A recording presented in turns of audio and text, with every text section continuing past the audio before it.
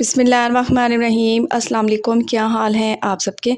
आज बनाएंगे बहुत ही जायकेदार गाढ़े रबड़ीदार खीर एक ख़ास ट्रिक से। तो ना ही कंडेंस मिल्क का इस्तेमाल करेंगे, ना डालेंगे इसमें मिल्क पाउडर, ना पापे, ना डबल रोटी। रबड़ीदार खीर बनाने का सबसे आसान तरीन तरीका आज आप लोगों से शेयर करूँगी और आपको ज़्यादा मेहनत भी नहीं करना पड़ेगी। तो रेसिपी को अंत तक देखें, अच्छी लगे तो लाइक कर दें। तो चलें फिर ये जायकेदार खीर बनाना स्टार्ट करते हैं। तो जायकेदार खीर बनाने के लिए सबसे पहले तो चावल देख लेते हैं। सारी गेम ही चावल की है।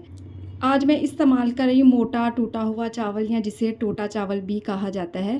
तो इनमें स्टार्च ज़्यादा पाया जाता है, जिससे खीर बहुत ही जायकेदार और गाढ़ी बनकर तैयार होगी। तो 1 कप मैंने यहाँ पर ले लिए हैं जी चावल, जिसे मैंने 40 से 45 मिनट के लिए भिगो दिया था। चावल अच्छे से फूल चुके हैं। चलें जी, अब खीर बनाना स्टार्ट करते हैं। तो यहाँ पर ले लिया है जी मैंने आधा कप है मेरे पास पानी। पानी इसलिए डाला है कि दूध नीचे लगेगा नहीं। अब इसमें शामिल करेंगे दूध। तो 2 लीटर दूध का इस्तेमाल कर रही हूँ मैं यहाँ पर। टेटला पैक का दूध इस्तेमाल कर रही हूँ, आप खुला दूध भी ले सकते हैं। दूध उबला हुआ, बगैर उबला हुआ कोई भी इस्तेमाल कर सकते हैं।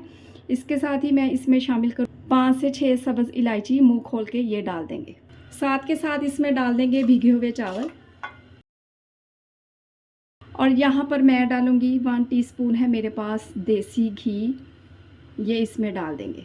इससे एक तो जायका अच्छा आएगा और दूसरा खीर पकाते वक्त दूध ऊपर की जानिब नहीं आएगा, उछलेगा नहीं। और अब इसे मीडियम टू लो फ्लेम पर पकने के लिए छोड़ देंगे।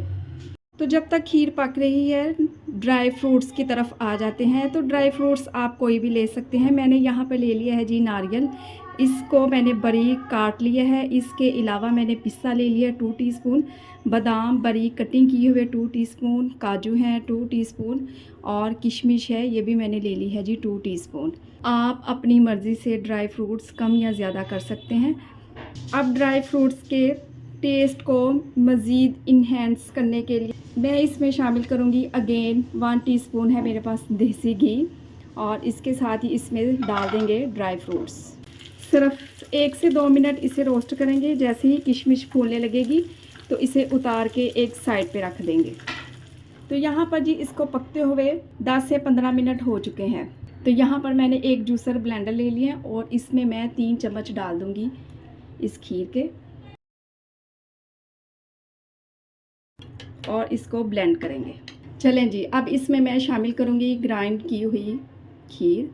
इसके साथ ही दूध या पानी ऐड करें इसमें थोड़ा सा, और खंगाल कर ये भी इसमें डाल देंगे। इसके साथ ही मैं इसमें शामिल करूँगी 1/2 कप है मेरे पास चीनी, ये भी इसमें डाल देंगे। मीठा आप अपने टेस्ट के मुताबिक कम या ज़्यादा कर सकते हैं। और देखें जी इसकी थिकनेस चेक करें आप, कितनी ज़बरदस्त लग रही है ये। इसके साथ ही ड्राई फ्रूट जो हमने रोस्ट करके रखे हुए थे वो भी इसमें डाल देंगे। चीनी डाली है तो चीनी पानी छोड़ेगी, तो मज़ीद इसको पकाएंगे। ये देखें जी माशाल्लाह से 5 से 6 मिनट हो चुके हैं इसको पकते हुए, और इसकी थिकनेस चेक करें आप, कितनी ज़बरदस्त, और कलर देखें कितना इसका ज़बरदस्त आया है।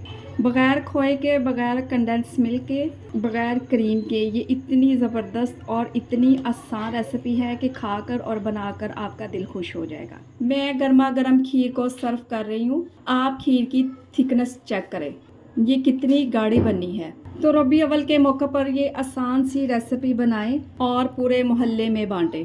इंशाल्लाह सभी को बहुत पसंद आएगी। रेसिपी बनाएं, ये आपके सब घर वालों को बहुत पसंद आएगी। अपना बहुत सारा ख्याल रखें, मुझे अपनी दुआओं में याद रखें। मुझे दीजिए इजाज़त। अल्लाह हाफिज़।